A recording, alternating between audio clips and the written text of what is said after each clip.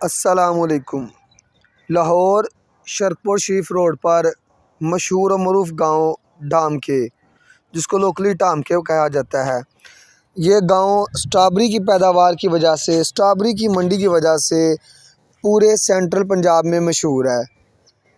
اس گاؤں میں سب سے مشہور سٹرابری کی منڈی ہے۔ آج کل سٹرابری اپنے ابتدائی مراحل میں ہے۔ الحمدللہ پھول نکل آئے ہیں، سٹرابری اپنے رنگ بکھیرنا شروع ہو گئی ہے۔ چند دنوں کے بعد یہ مارکیٹ میں اویلیبل ہوگی۔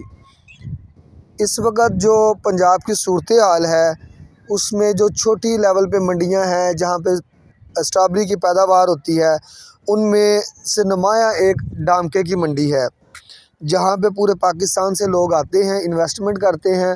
اور دوسرے نمبر پہ یہاں کے جو لوکل ایگریکلچر سے ریلیونٹ لوگ ہیں، سٹرابری کی پیداوار کے ایکسپرٹس ہیں، وہ پورے پاکستان میں اپنی سروسز پرووائڈ کرتے ہیں۔ سٹرابری کھانا بڑا آسان ہے، لیکن یہ بڑی محنت طلب کام ہے۔ سخت سردی میں کس طرح ان کو محفوظ رکھا جاتا ہے، بلکہ سٹرابری والے دنوں میں تو یہ ہوتا ہے کہ جناب کوئی خوشی غمی بھی نہ ہو، کیونکہ جتنا یہ نرم و نازک پھل ہے، اتنی ہی زیادہ اس کی حفاظت اور کیئر کرنی پڑتی ہے، اور یہ کوئی اتنا آسان نہیں ہے۔ یہاں پہ ہل جوتنا فرد واحد کے ذریعے بڑا مشکل ہوتا ہے۔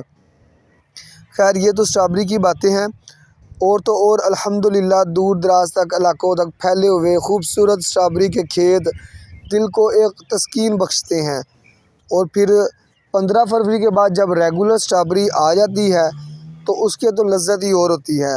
سٹرابری کھانا اور سٹرابری کے جوس پینا اپنے آپ میں ایک کمال چیز ہے، لیکن ایک چیز بڑی ہی احتیاط طلب ہے، وہ ہم سب کو اس کے اوپر فوکس کرنا چاہیے، خواہ وہ کسان ہیں یا کہ سٹرابری کھانے والے، کہ سٹرابری میں بہت زیادہ کھاد استعمال ہوتی ہے۔